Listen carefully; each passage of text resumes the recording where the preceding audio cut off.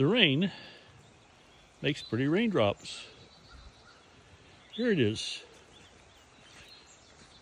Spring is just a few days away, next week, and you know I'm always watching for that.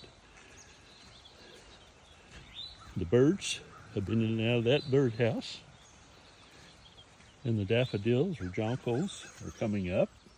And it won't be long. These tulips will be blooming.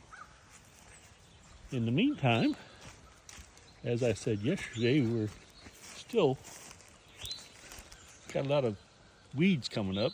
Those are, what are they? Blackberries?